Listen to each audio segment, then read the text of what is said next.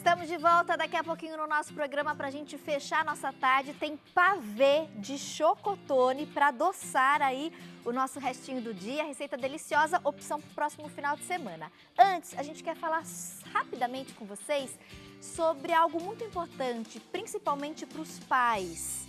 Transição escolar. Então você que de repente vai mudar de cidade, ou o filho vai mudar de escola, mudar de série, ou naquelas primeiras fases da vida escolar, quando ele vai ingressar nesse mundo, tem algumas dicas bem importantes que a gente quer dar para facilitar esse processo de transição.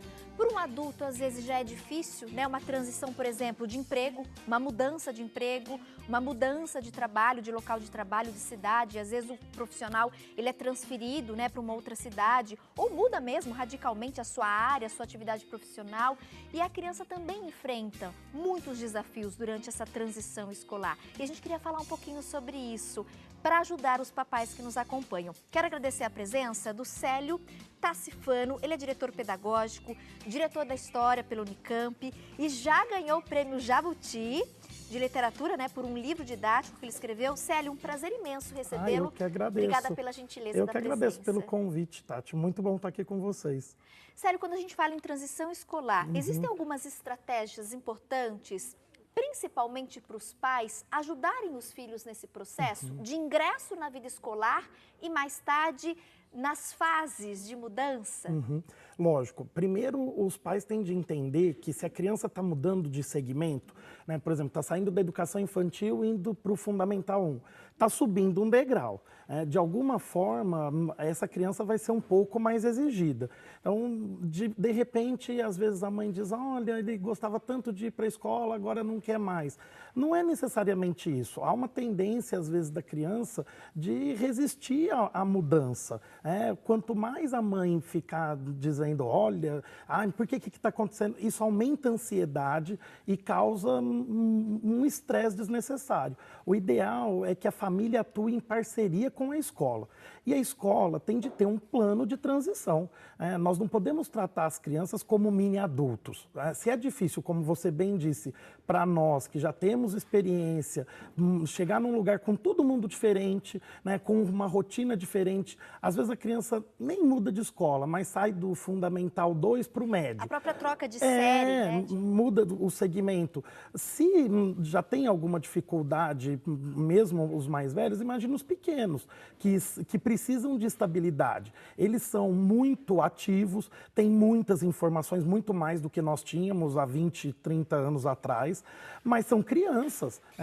E a escola tem de ter um programa para garantir essa transição. Então, tem de também esclarecer os pais, olha, em que estágio está a criança. Quando eles entram, por exemplo, no Fundamental 1, é muito comum os pais terem uma ansiedade grande com relação à alfabetização. E aí sempre dizem... Existe aquela expectativa do pai, que é normal. É normal. Mas ele ainda está lendo, não vai ler. Meu mais velho começou a ler logo no início. Cada criança tem seu ritmo. Então, por mais ansioso que o pai esteja, transmitir essa ansiedade para a criança é muito ruim, porque a criança passa a se sentir obrigada. Então, assim, eu tenho que ler. É natural o processo. É lógico que a escola tem de explicar para a família em que estágio está a criança, quais as características daquele momento, qual o próximo passo, que atividades ele deve fazer e o que deve ser reforçado para ele cumprir aquela etapa muito bem feitinha. A parceria da escola com a família é muito importante. Nós também na escola ficamos às vezes ansiosos, porque nada melhor do que ver um pequeno lendo. Mas com a experiência, o que nós aprendemos é justamente isso. Tem de ter calma e respeitar os diferentes ritmos. As pessoas todas têm as mesmas condições, mas os ritmos são diferentes. E nós temos agora, com as bases nacionais, até o final do segundo ano do Fundamental 1, para essa criança estar alfabetizada. Então, alguns vão mais rápido, depende também do enfoque na questão da alfabetização que a educação infantil deu a ela. Mas o primeiro ano não é uma ruptura da educação infantil, como assim, vamos. Não, eles vão ainda ter uma fase que é preciso brincar, eles vão precisar ter uma rotina que não é propriamente a do Fundamental 1 a partir do terceiro ano. Os 2 primeiros anos são de transição, mas a escola tem de ter um plano para isso. Então, a primeira dica importante para os pais é pesquisar muito esse Muito. plano da escola. E a Isso. segunda, eu acho que você colocou algo muito bem colocado, Célio. Essa questão, das vezes, da cobrança, que é normal, é natural do pai, da mãe, Sim, enfim, sim. do vô, da tia, que assume, às vezes, esse papel de... Mas meu filho já está falando, mas quando ele vai começar a escrever... Isso é normal, mas às vezes tomar cuidado, porque senão a gente passa isso para a criança e a criança também, né? E ela tem mais dificuldade do que a gente para lidar com isso. Às vezes os pais fazem comentários despretensiosos, do tipo, nossa, hoje encontrei fulano que estudou comigo, ele tem um filho da idade do nosso, conversa com a mãe, mas já está lendo, né? Estuda não sei onde, já está lendo. A criança ouve aquilo e pensa, nossa, então eu já deveria estar lendo. E muitas vezes a criança Deixa eu só te embota. interromper um pouquinho, parece que o seu microfone está com problema. Cris, traz, por favor. Tem de trocar. Parece. Pode só pegar o bastão. Obrigada, Obrigado. Cris. Pode continuar. Então, Desculpa interromper. imagine. Então, às vezes faz um comentário despretensioso que para a criança é muito ruim. E ela nem sempre consegue processar essa informação como nós gostaríamos. Se a criança pudesse falar, poxa, eu estou atrasado, o pai fala, não. Às vezes a criança vê isso como uma cobrança. É né? isso, e muitas vezes internaliza uma ideia falsa de que, será que eu sou capaz? Será que eu não sou? Porque nesse momento do desenvolvimento, as crianças precisam muito de aceitação. Elas querem ser aceitas, né? Todos nós precisamos. Principalmente nessa fase mesmo, mas né? Do infantil para o fundamental. né? Elas querem ser aceitas. E, de repente, pode surgir ali um sentimento, não digo rejeição, mas de insegurança. Será que eu sou capaz? Será que eu vou conseguir? Olha, o outro já conseguiu. Então, os adultos que já sabem lidar melhor com o indefinido das circunstâncias têm de segurar um pouco a ansiedade. E um pouquinho mais tarde, Célia, aproveitando a sua experiência, né? Tantos anos nessa área, como é que o pai pode orientar e ajudar até acalmar o filho naquele momento de decisão? Que faculdade fazer, que vestibular, ou está chegando o vestibular. Porque é um processo também para aquele adolescente, aquele jovem adolescente, porque ele já, na vida dele, ele já está numa idade, num processo de transição de vida. Sim, sim. E aí, junto com isso, tem essa questão dessa decisão, que é algo importantíssimo, ela tem muito peso. Que faculdade eu vou fazer? Qual profissão eu vou escolher? Também não é fácil, né? Não é. E às vezes o pai não sabe mesmo como lidar com essa situação. Não sabe. E aí a gente tem uma questão, não deixar para a última hora. É lógico que não podemos passar o carro adiante dos bois nunca. Não é assim, entrou no 6º ano, vamos fazer um teste vocacional. Não é nada disso. Mas é colocar essa criança em contato com diferentes profissões. Em que momento e como fazer esse contato? Visitas, né? Porque nós temos muitas escolas que eu digo que são árvores de Natal. Tem o mesmo tronco há 1000 anos e só vão pendurando bolinhas novas. Então, levam a criança para não sei onde sem propósito. Vai organizando, por exemplo, visita a universidades, a laboratórios.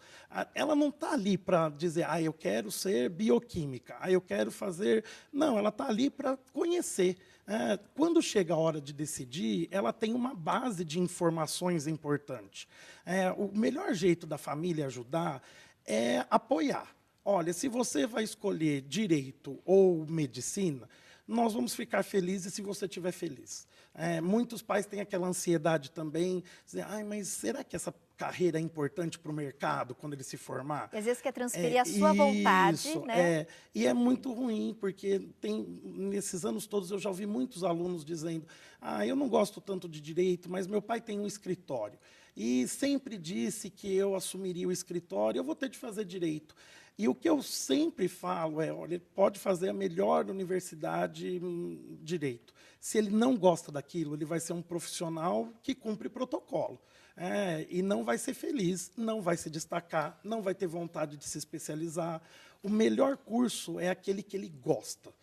aquilo que ele quer mesmo. Então, eu tenho certeza que todo pai quer ver a criança, quer ver o jovem, o adolescente, o filho feliz. E o melhor jeito de vê-los felizes é orientar, mas deixar que a escolha definitiva sobre a carreira seja dele.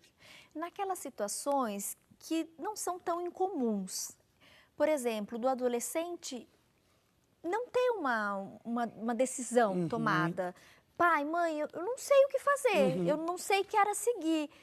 Nesses casos, qual o procedimento e como o pai pode ajudar? Porque geralmente o adolescente, o jovem, ele já tem uma ideia ou ele fica em dúvida entre 2, 3 carreiras. Isso. Mas existem também aqueles jovens adolescentes que nessa fase de transição, né, saindo do fundamental e pensando depois lá na faculdade, não tem ideia, não tem ainda isso amadurecido dentro dele.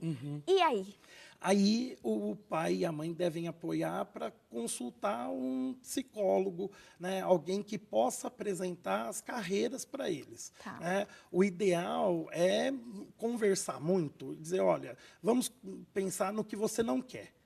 Ele não sabe o que ele quer, mas o que você não quer... Descarta o que não quer, Isso. então. O que você não quer? A área de exatas, você gosta? Ah, gosto. Mas o que na área de exatas? É uma atividade mais de laboratório, de pesquisa, ou algo relacionado à construção ou à tecnologia aplicada? E aí procurar dar o máximo de informações. Né? O que não pode acontecer é dizer assim, nossa, porque tudo para você foi fácil, então é por isso que você não se preocupa. Decide aí. Aí, não. Mas oferecer informações, oferecer opções para ele conhecer as possibilidades.